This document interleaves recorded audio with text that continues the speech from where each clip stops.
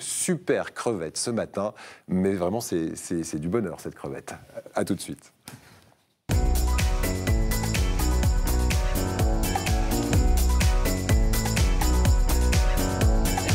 Eh ben, dites-le Isabelle, puisqu'on sort d'un sujet autour de l'alimentation. Eh ben, la crevette, c'est pas calorique, donc on peut en manger beaucoup. Voilà. Hein, il y a des femmes qui font des régimes crevettes. Oui, c'est vrai, c'est très agréable en plus. Puis là, la dopamine, pour le coup, c'est très bon. Oui, mais celle-là, elle est difficile à pêcher en fait. Celle-là, elle est très difficile à pêcher parce qu'elle est très très costaud. C'est une super héroïne des crevettes. On l'appelle super crevette, c'est la crevette menthe. Qu'est-ce que c'est exactement la crevette menthe? Alors, c'est pas une crevette. Alors c'est quoi? Ça commence bien. En fait, finalement, c'est un ordre de crustacés qui n'est ni des crevettes, ni des homards, ni ce qu'on connaît comme crustacés, qui est une espèce de bestiole qui ressemble quand même à une crevette de loin, hein, mais c'est plutôt comme une langouste. Et en fait, elle a deux appendices particuliers qu'on appelle des appendices ravisseurs, les deux pattes de devant. Alors on la découvre. On va la voir probablement à l'image. Voilà. Et en fait, ces appendices ravisseurs, ils sont de deux sortes différentes. Il en existe 400 espèces qui sont plutôt dans les mers un peu chaudes, vers la Grande Barrière de Corail, en Indonésie.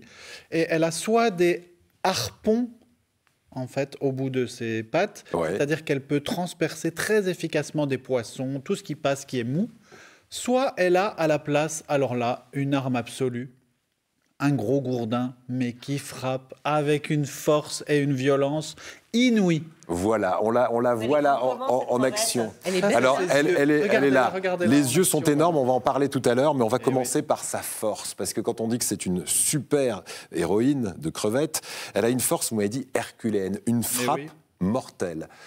Expliquez-nous.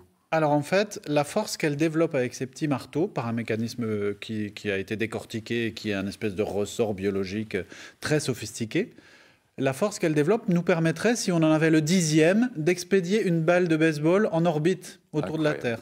Donc c'est colossal. Le 10e de la force de la crevette, c'est un des animaux les plus forts qui existent.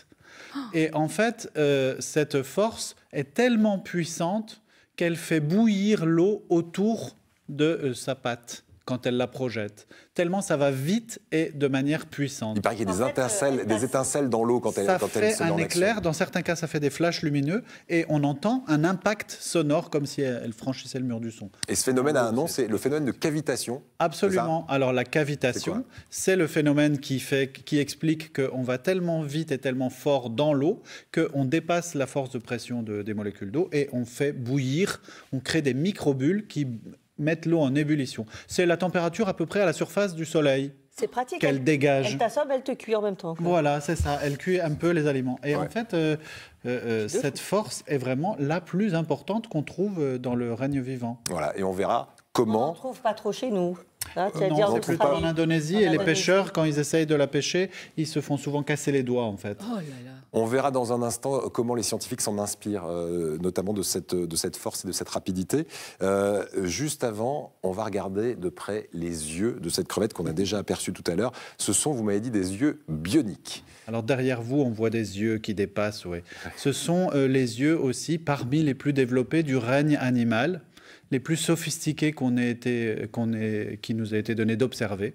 En fait, elle a 12 sortes de capteurs lumineux. Nous en avons que 3 dans notre rétine. Donc les chercheurs se sont dit, mais avec 12 capteurs, elle doit voir des centaines de milliers de couleurs différentes. Pas du tout, parce qu'elle n'a pas un cerveau aussi développé que celui des espèces qui intègrent les perceptions lumineuses. Donc en fait, elle perçoit des gammes de couleurs, mais de manière beaucoup plus large que l'œil humain, depuis l'ultraviolet jusqu'au proche infrarouge.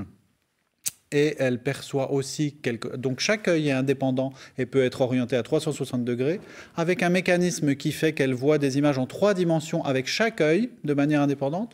Donc elle repère très précisément la position, la profondeur de ses proies. Elle voit très très loin. Dans tous les angles de l'espace. Et elle perçoit aussi quelque chose qui est assez unique dans le règne vivant, c'est la lumière polarisée. Donc c'est une propriété particulière des rayons du soleil quand ils arrivent dans l'eau. Ils se réfléchissent et ils se diffractent d'une manière spéciale qui polarise la lumière. Et elle voit ça, elle observe ça. Alors qu'à l'œil humain, évidemment, c'est impossible à détecter. Alors donc, on le disait, c'est une crevette qui inspire les scientifiques pour des applications technologiques. Alors j'imagine que la vision en est une d'application et puis la force en est une autre. Et oui, grâce à son système de vision sophistiqué, on a inventé on est en train de mettre au point, enfin les chercheurs sont en train de mettre au point 2 systèmes différents. D'une part, grâce à la polarisation de la lumière, ils essayent de mettre au point une caméra sous-marine qui donne des indications de GPS, de géolocalisation. Pour le moment, les GPS ne fonctionnent pas sous l'eau. Et bien, grâce à une caméra spéciale mimée sur les yeux de la crevette mante, on peut obtenir ça. Et l'autre système d'imagerie, c'est en utilisant la large gamme de spectres lumineux que les yeux de la crevette mante perçoivent. Les chercheurs se sont aperçus qu'on pouvait faire la distinction entre les cellules cancéreuses et les cellules normales. Et donc, ils sont en train de développer un nouveau système d'imagerie in vivo. Grâce à cette crevette. Grâce à cette crevette, qui permettent de voir les tumeurs très précisément.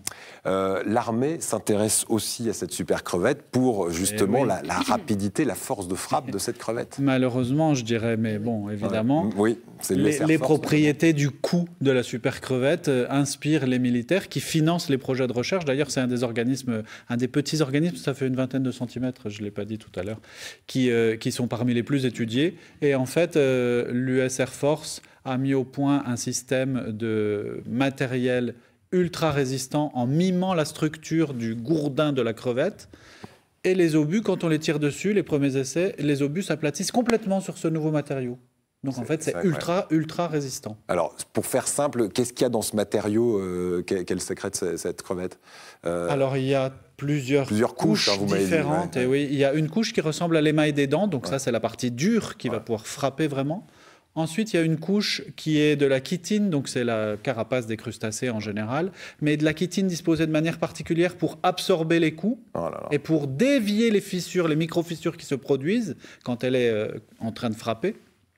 Et il y a une autre couche un peu plus sophistiquée en dessous, qui est une couche trabéculée, c'est-à-dire avec des trous, qui permet d'absorber complètement l'énergie dégagée par le choc. Malgré ça, elle est obligée de les réparer, de les reconstituer à peu près toutes les 3 semaines, parce qu'évidemment, à chaque fois qu'elle tape, ça fait quand même des dégâts. Hein. Oui, même si ça peut, on le rappelle, emboutir un obus, hein, quand on le reproduit nous, en laboratoire. Bravo, écoutez, merci beaucoup.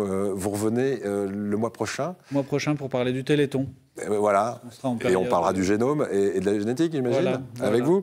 Merci beaucoup, Patrice, parce que c'est toujours un plaisir, et c'est surtout qu'on comprend tout quand il nous parle, notre scientifique, ce qui n'est pas évident avec tous les scientifiques. Hein. Merci, Patrice Bourgeois.